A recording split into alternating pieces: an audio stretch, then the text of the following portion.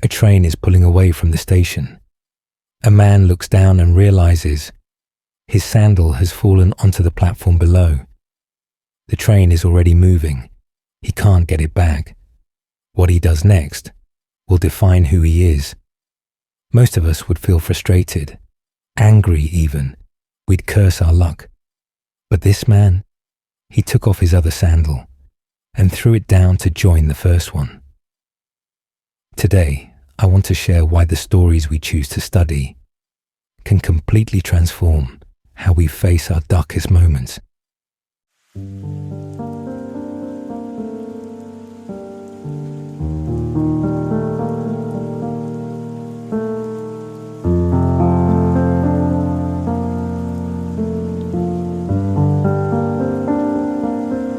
Let me take you back to a period in my life that almost broke me.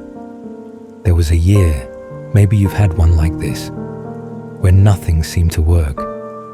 Business deals fell through, one after another. I remember one particular deal where I had invested the equivalent of $30,000 up front. International partner. Everything looked solid. Then they vanished, completely, no trace. Investigation led nowhere, gone. $30,000, just gone. That wasn't even the worst part. It was the relentlessness of it. One setback, then another, week after week, month after month, like waves crashing over you, and just when you think you can catch your breath, another one hits. I remember sitting alone, exhausted, not just physically, but in that deep, soul-tired way where you question everything. Your decisions, your abilities, your worth. In those moments, your inner strength, what we might call your internal world, it's not enough. It just isn't. You need something more. You need connection to something greater than your own despair. That's when I discovered something that changed everything. I started reading about people who had faced far worse than I ever had, and not only survived, but transformed their suffering into something meaningful. There was Lincoln. Did you know he never had formal schooling? He would row a boat 6 miles just to borrow books. He taught himself everything, from elementary concepts all the way through complex legal theory. He became a lawyer without a law degree, self-taught, no credentials. And within 5 years, he was one of the most respected lawyers in America.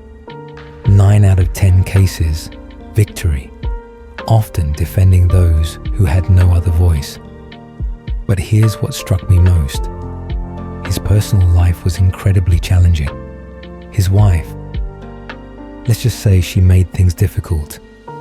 There are accounts of her creating dramatic scenes, even during important government meetings, demanding he work only 8 hours a day, when being president meant 20-hour days were normal. And yet, he held steady.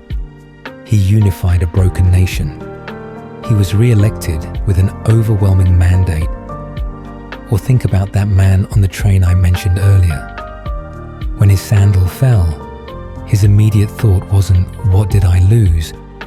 It was, how can this still serve someone? He threw down the second sandal so that whoever found them would have a complete pair they could actually use. That's not just optimism. That's a completely different operating system. When we lose something, our first instinct is to fight, to reclaim, to feel bitter. His first instinct? Give more. Complete the gift. Even in loss, create value. This is what philosophers call unconditional compassion, but in action, in the smallest, most human moment.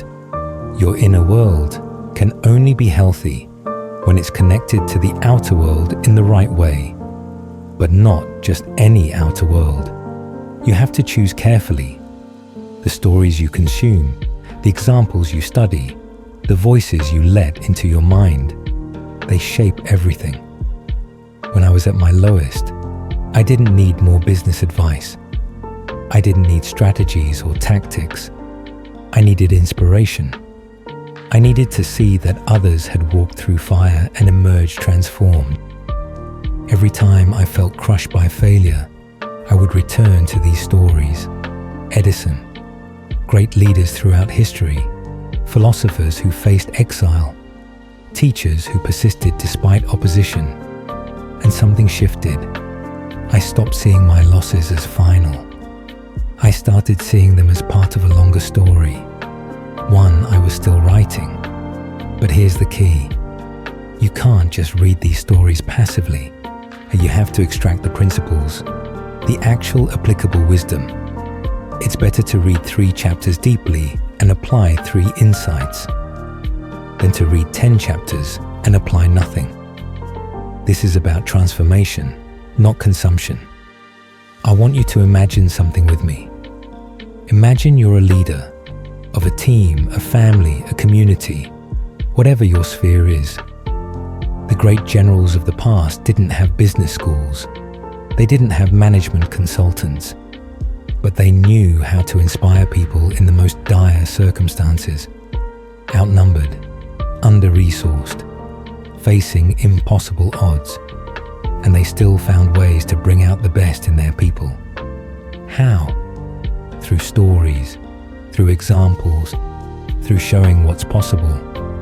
The most effective leaders, the most impactful teachers, speakers, mentors, they all share certain abilities. They can tell stories that illuminate truth.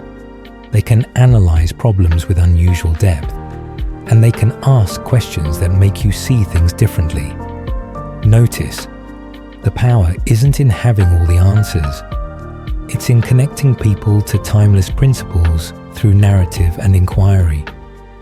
When you study great examples, really study them, you're not just learning history, you're reprogramming how you respond to adversity. So let me bring this full circle.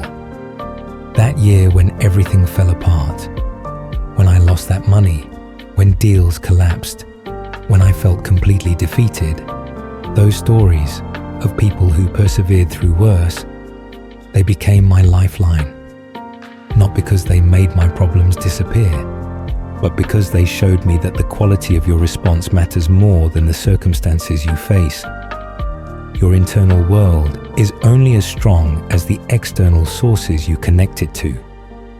Feed your mind with mediocrity, and you'll produce mediocre responses to life's challenges.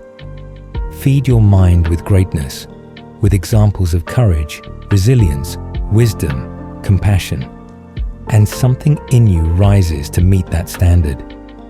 So here's my invitation to you. Find 3 stories, 3 examples of people who embody something you need right now. Not celebrities, not surface-level success stories, deep examples. People who transform suffering into service, defeat into wisdom, loss into gift. Study them. Not just what they did, but how they thought, how they made decisions, how they treated others, how they responded when everything went wrong. And then, notice what changes in you. Because the right story, at the right time, can pull you out of darkness faster than anything else I know. The question is, what stories are you choosing?